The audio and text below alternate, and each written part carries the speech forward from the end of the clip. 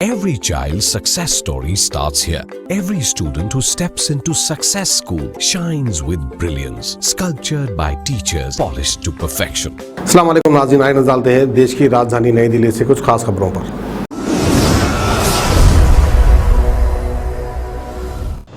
गुरुग्राम से कालाबाजारी का मामला सामने आया है। ऑक्सीजन गैस के सिलेंडरों की तरह कोरोना पेशेंट्स को लगाए जाने वाले रेमडेसिविर इंजेक्शन की कालाबाजारी भी शहर में जोरों पर है। 5,000 रुपए के इंजेक्शन को 25 से 30,000 रुपए में बेचा जा रहा है।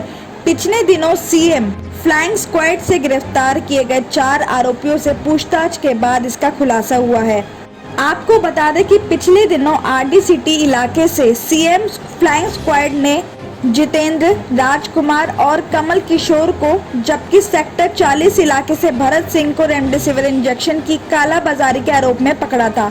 चारों आरोपी घरों में दवाइयां पहुंचाने और कभी-कभी नर्सिंग स्टाफ के तौर पर भी काम करते थे।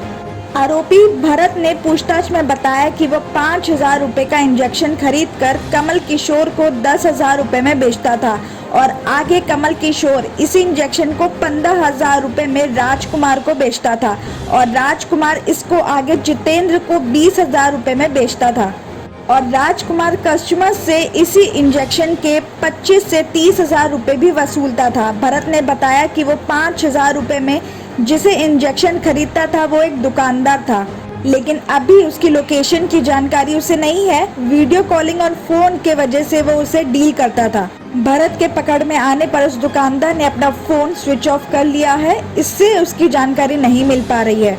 गुरुग्राम के CM flying squad DSP Indrajeet Yadav ने बताया कि एक व्यक्ति के पकड़े जाने पर अलग रह रहे आरोपी भी अलर्ट हो जाते हैं। कालाबाजारी करने वालों की जड़ तक जल्दी पहुंचा जाएगा। ऐसे अपराधी जल्द ही गिरफ्तार में होंगे।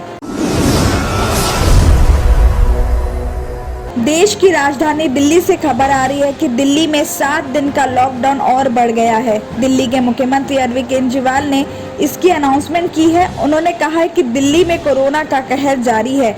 दिल्ली में लॉकडाउन को अगले सोमवार सुबह 5 बजे के लिए बढ़ाया गया है।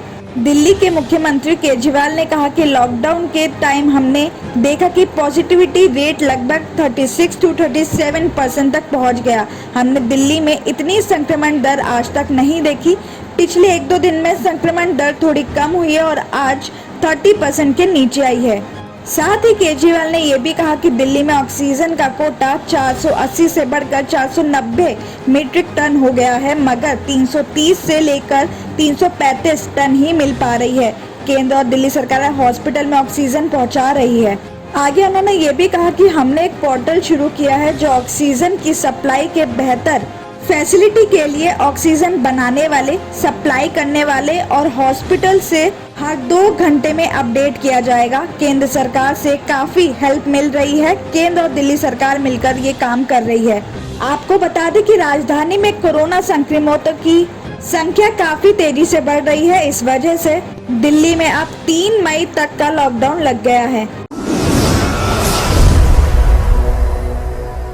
नोएडा से खबर आ रही है कि बढ़ते संक्रमण के बीच लोग कोरोना फोबिया के भी शिकार हो रहे हैं। इस वजह से कोरोना के कम सिम्टम्स वाले पेशेंट्स भी आसपास के हॉस्पिटल में एडमिट हो रहे हैं। इस वजह से ज्यादा तकलीफ वाले पेशेंट्स को बेड नहीं मिल पा रहे हैं।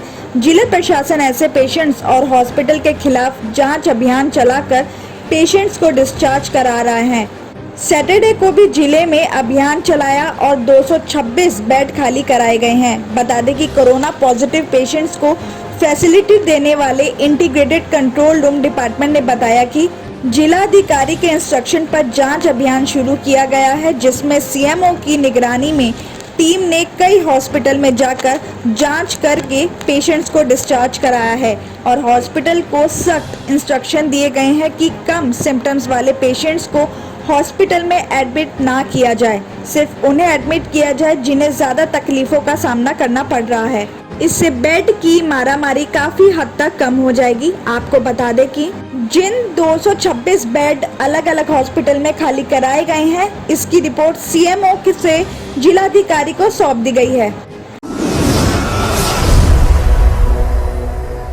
केजरीवाल सरकार ने 52.88 करोड़ रुपए की सहायता राशि जारी करके हर मजदूर के अकाउंट में 5-5 हजार रुपए भेजने का फैसला किया है। अरविंद केजरीवाल सरकार ने लॉकडाउन की वजह से परेशान हो रहे मजदूरों की हेल्प के लिए ये बड़ा कदम उठाया है। बताया जा रहा है कि सरकार के इस फैसले से 2,10,684 लेबर्स को प्रॉफिट होगा। सरकार की ओर से अब तक 1,05,750 लेबर्स के अकाउंट में 52.88 करोड़ रुपए की सहायता राशि दी जा चुकी है। बाकी और लेबर्स को भी आने वाले दिनों में ये सहायता राशि भेज दी जाएगी। साथ आपको ये भी बता दें कि केजरीवाल सरकार ने इसके पहले यानी कोरोना 1 के स्टेज में भी इसी तरह लाखों लेबर्स को फाइनेंशियल और राशन की फैसिलिटीज दी थी। इस साल भी मजदूरों को खाने की फैसिलिटी दी जा रही है। गुरुवार शाम तक इन फूड डिस्ट्रीब्यूशन सेंटर्स में करीब 7,000 फूड पैकेट्स बांटे गए हैं। दिल्ली सरकार एक हेल्पलाइन भी बनाने जा रही है, जहां फोन करके लेबर खाना दे रहे सेंटरों के बारे में जानकारी ले सकेंगे। जिन लेबर का कहीं रजिस्ट्रेशन नहीं हुआ है वो भी बिना किसी रजिस्ट्रेशन के खाना ले सकेंगे, क्योंकि फाइनेंशियल हेल्प के लिए उन्हें सरकार की वेबसाइट पे पहले रजिस्ट्रेशन करना होगा।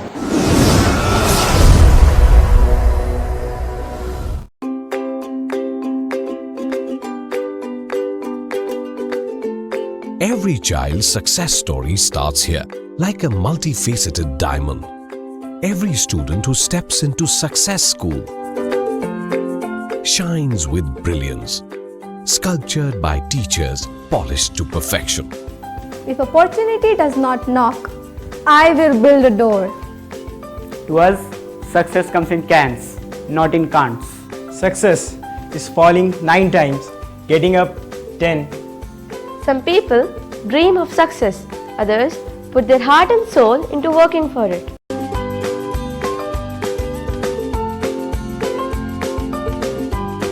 Success, finding oneself.